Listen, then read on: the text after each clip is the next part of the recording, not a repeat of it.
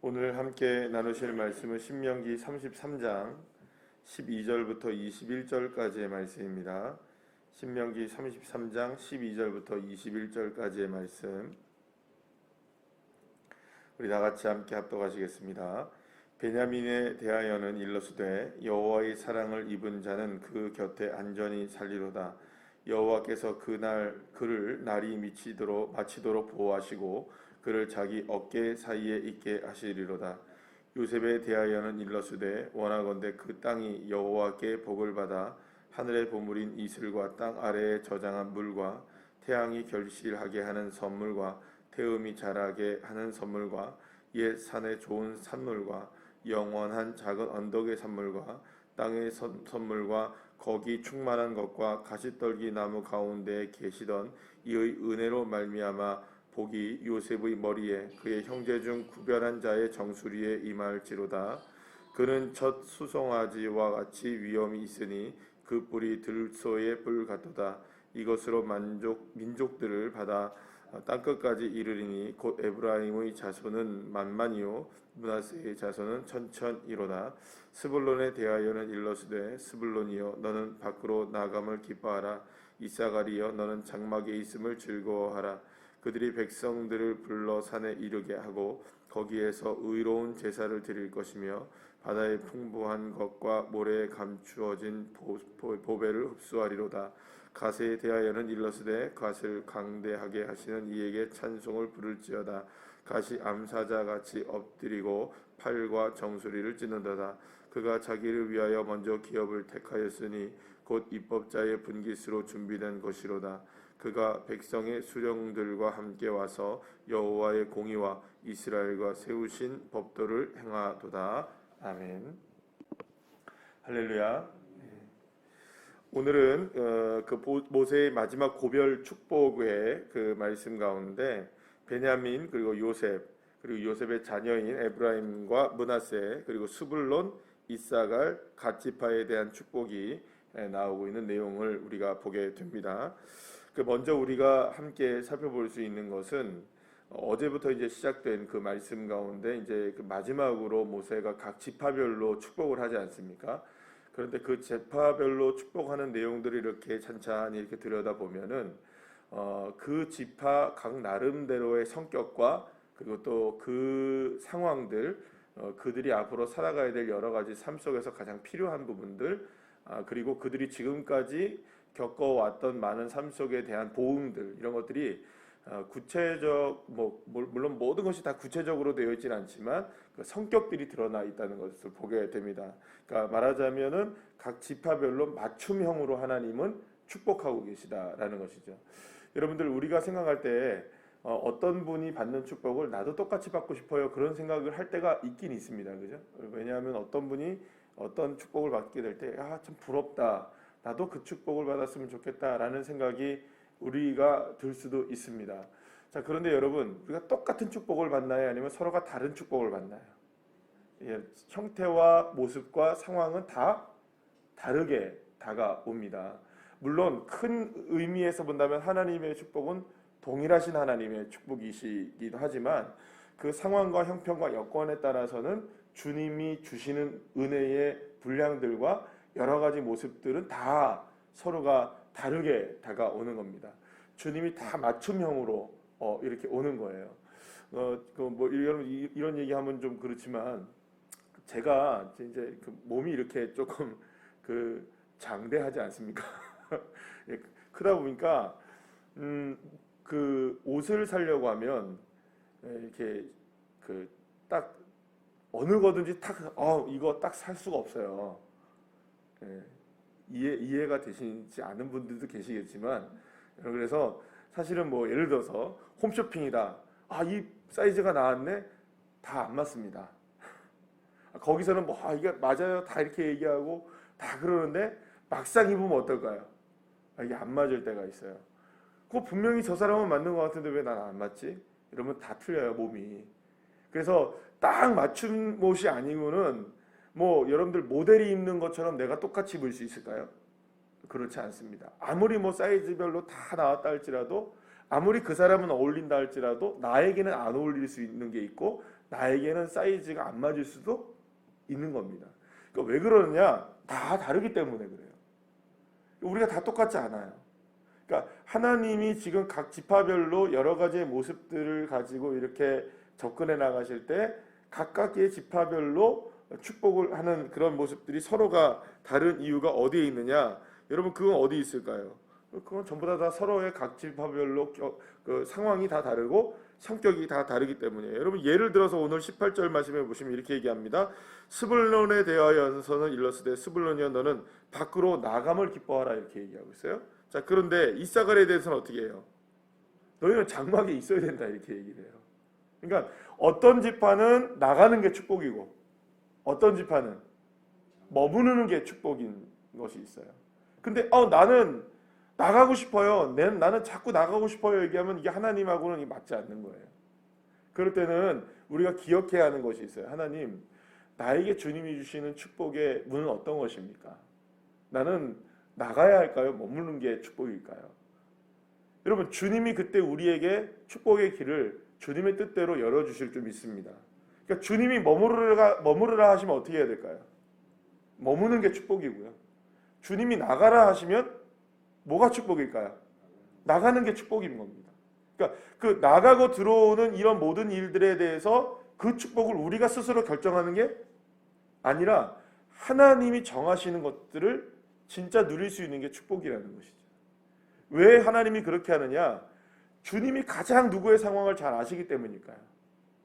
우리의 상황을 가장 잘 아시기 때문이에요. 그 누가 뭐라 해도 나의 상황을 가장 잘 아시는 분이 누구실까요? 하나님이신 줄로 여러분 믿으시길 바랍니다. 그렇기 때문에 주님이 보시기에 우리가 나가는 게 축복이라고 한다면 주님이 얼마든지 우리를 내보내실 거예요. 그러나 주님이 우리를 머무르게 하신다 할지라도 그것이 우리에게 축복이라는 것이죠. 그러니 하나님께서 들어가든 나가든 그것을 복이 되게 하시는 분은 누구실까요? 하나님이신 거예요.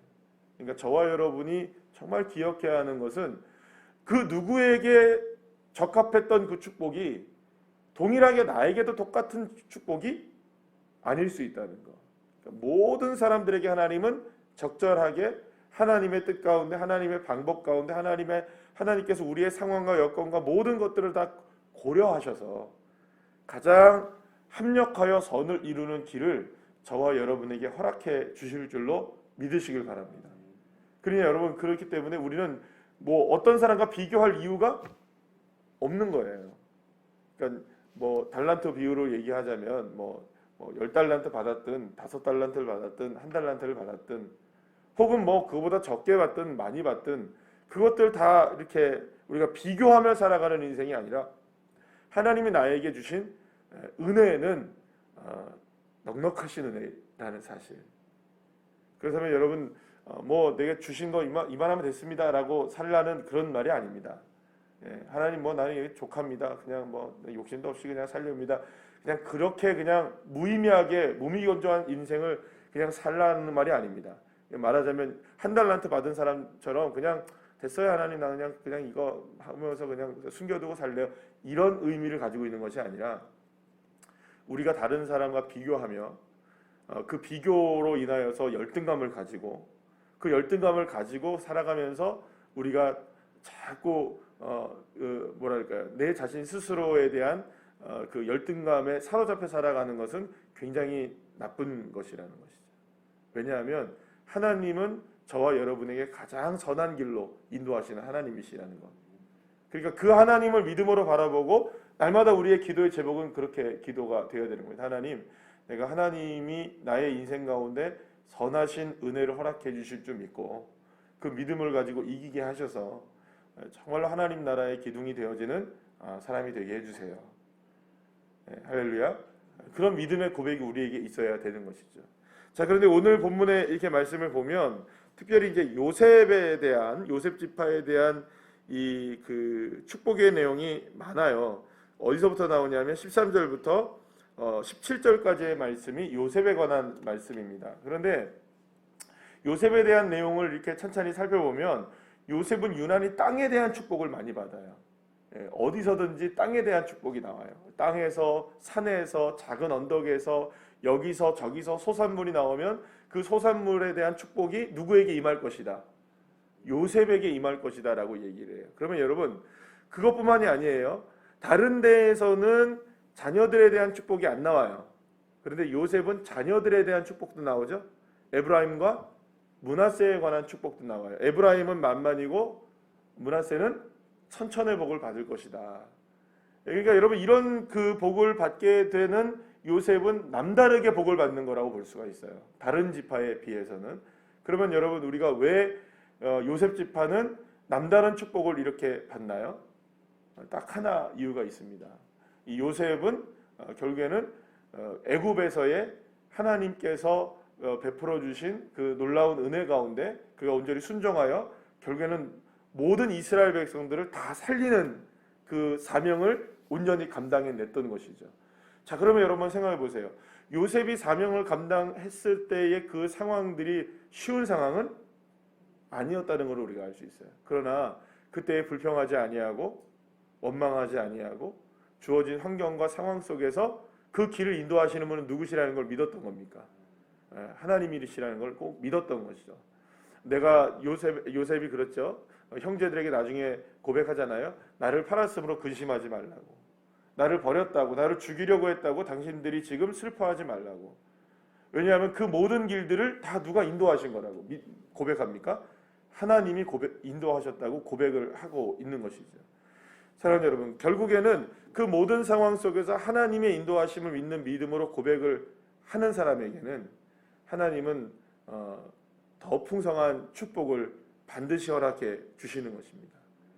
결코 그 하나님을 향한 그 믿음을 하나님은 잊어버리지 아니하시고 반드시 보응하시는 하나님이신 줄로 믿으시길 바랍니다. 그래서 여러분 생각해 보면 저와 여러분에게 그 하나님이 주시는 복이 임하고 우리가 어떤 것들을 경험하게 되었을 때에 돌아온 길을 보면은 언제 하나님이 우리에게 가장 큰 축복을 주셨느냐? 인내했을 때, 그죠? 어려운 상황 속에서도 힘겨운 상황 속에서도 참고 견뎌냈을 때, 그때에 원망하지 아니하고 주님을 의지하고 주님의 뜻을 믿음으로 바라봤을 때 하나님은 반드시 어떻게 하십니까? 그것에 대해서 은혜를 베풀어 주시는 것이죠. 그래서 요셉이 이 놀라운 축복을 받게 되는 거예요. 결국에는 복 중의 복은 뭘까요? 결국에는 하나님의 축복, 하나님의 복, 이건 뭐냐면 결국에는 그 어떤 상황 속에서도 우리가 주님의 말씀을 끝까지 인내하며 지켜내느냐. 어떤 상황 속에서도 하나님의 말씀을 지키고 인내하며 하나님의 말씀대로 살아가기 위해서 우리가 순종하느냐 그러지 않느냐가 사실은 복과 저주를 나누게 되는 그런 모습이 될 수 있다는 것이죠.